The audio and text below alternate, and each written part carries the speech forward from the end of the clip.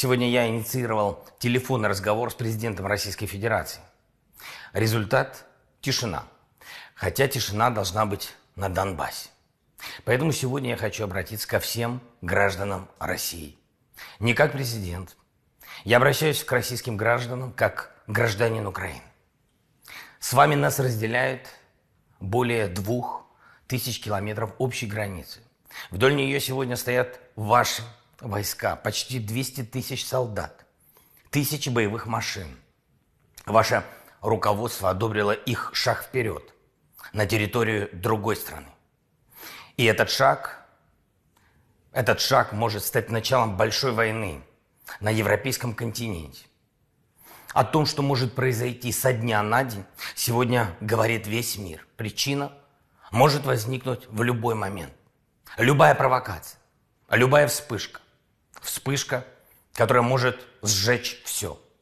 Вам говорят, что это пламя принесет освобождение народу Украины. Но украинский народ свободен. Он помнит о своем прошлом и сам строит свое будущее. Строит, а не разрушает. Как рассказывают вам каждый день по телевизору. Украина в ваших новостях и Украина в реальной жизни – это две совершенно разные страны. И главное, их отличие в том, что наше настоящее. Вам говорят, что мы нацисты. Но разве может поддерживать нацизм народ, который за победу над нацизмом отдал больше 8 миллионов жизней? Как могу быть нацистом я?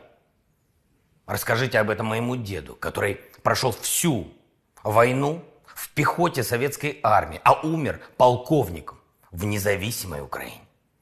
Вам говорят, что мы ненавидим русскую культуру. Как можно ненавидеть культуру? Любую культуру. Соседи всегда обогащают друг друга культурно, однако это не делает их единым целым, не растворяет нас в вас. Мы разные, но это не повод быть врагами. Мы хотим сами определять и строить свою историю мирно, спокойно, честно. Вам говорили, что я прикажу наступать на Донбасс, стрелять, бомбить без вопросов. Хотя вопросы есть и очень простые. Стрелять в кого? Что бомбить? Донецк, в котором я бывал десятки раз. Видел лица, глаза.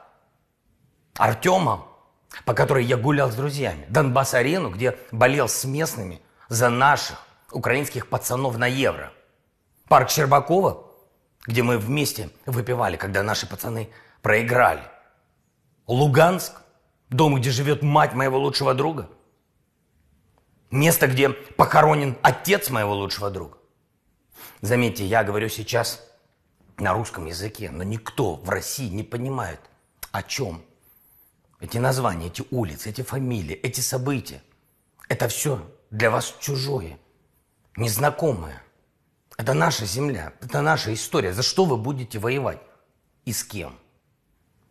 Многие из вас бывали в Украине. У многих из вас есть родня в Украине.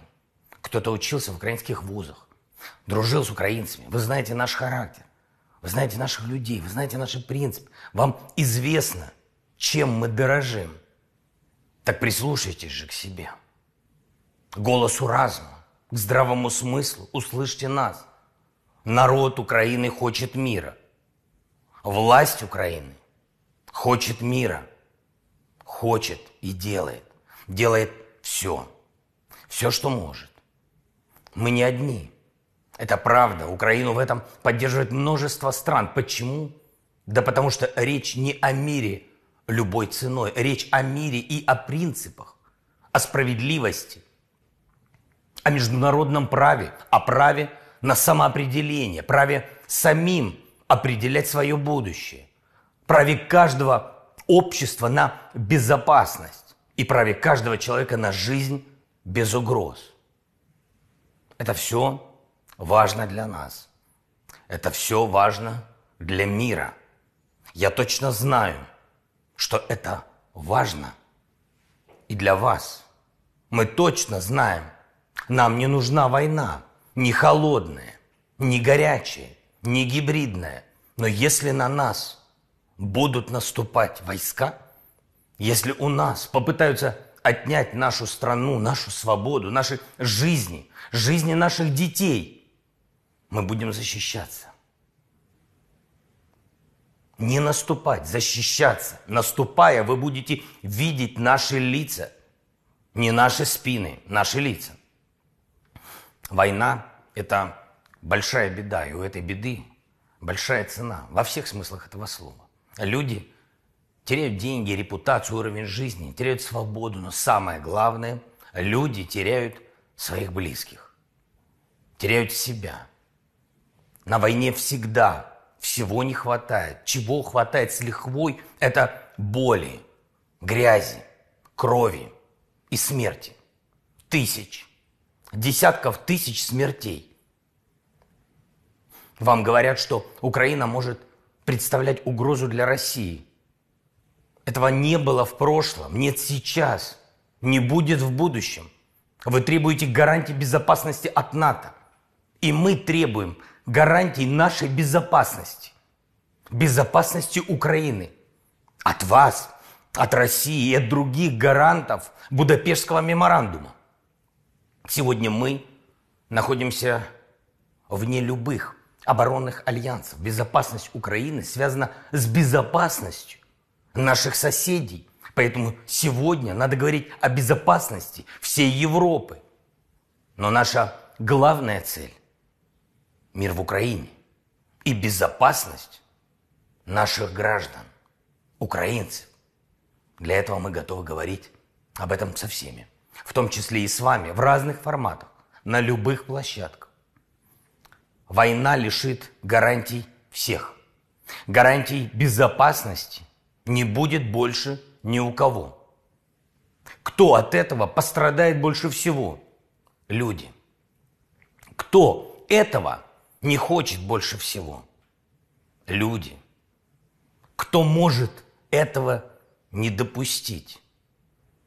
Люди. Если эти люди среди вас, уверен, общественные деятели, журналисты, музыканты, актеры, спортсмены, ученые, доктора, блогеры, стендаперы, тиктокеры и многие другие обычные люди. Обычные, простые люди. Мужчины, женщины, старики, дети, отцы и, главное, матери. Ровно так же, как и люди в Украине.